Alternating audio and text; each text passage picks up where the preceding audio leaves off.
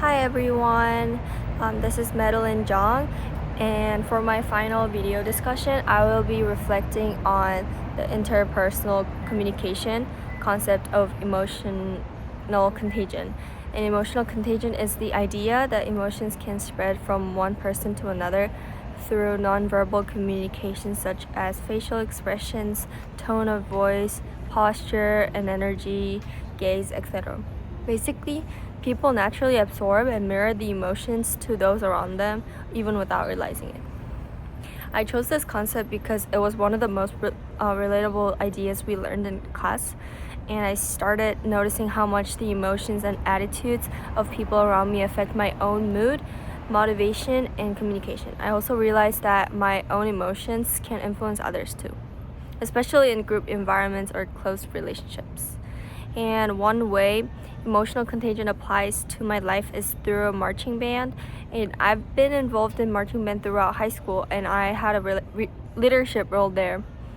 And during rehearsals and competitions, the atmosphere of the group often depended on the emotional energy of the leaders. If I showed stress, frustration, or negativity, the band members would quickly pick up on it, and the mood of the entire group could become tense.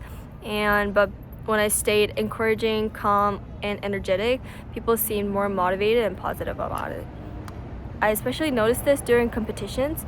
Everyone would already be nervous, and if leaders looked panicked or discouraged, it spread throughout the group. And on the other hand, when leaders smiled, stayed confident, and encouraged others, it helped calm everyone down. And even though nobody directly talked about the emotions, people still reacted to the emotional energy around them. And they showed me how powerful nonverbal communications can be. And I've also experienced emotional contagion in friends. And sometimes when one friend is anxious or upset, the whole group starts feeling more stressed too. But positive emotions can spread just as easily. For example, when one person is excited, laughing, or supporting, the whole group atmosphere becomes lighter and more comfortable. And this helped me understand that communication is not only about words, but also about emotional presence. And in the future, I think this concept will help me become more aware of how I present myself around others. And since I want to go into healthcare someday, emotional contagion is especially important because patients often respond to the emotional attitudes of healthcare workers. And if a doctor, nurse, or a veterinarian appears calm, caring, and reassuring, patients are more likely to feel safe and comfortable.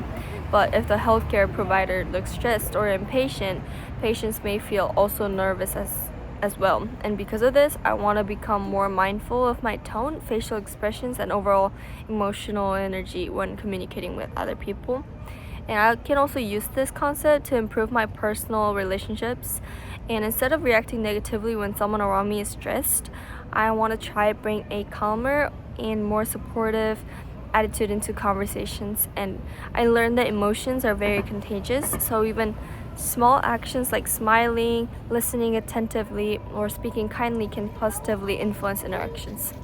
And one key takeaway I'm leaving this course with is that interpersonal communication is much deeper than just talking, and communication involves listening, nonverbal behaviors, emotions, perceptions, and relationships. And this course made me realize how much everyday interactions affect people a lot, like emotionally, even in ways we may not notice immediately. Also, I learned that becoming a better communicator means being more intentional, empathetic, and aware of both verbal and nonverbal communications.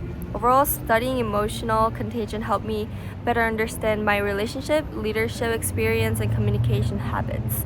And it showed me how emotions influence interactions and how important it is to create a positive communication environments. Thank you.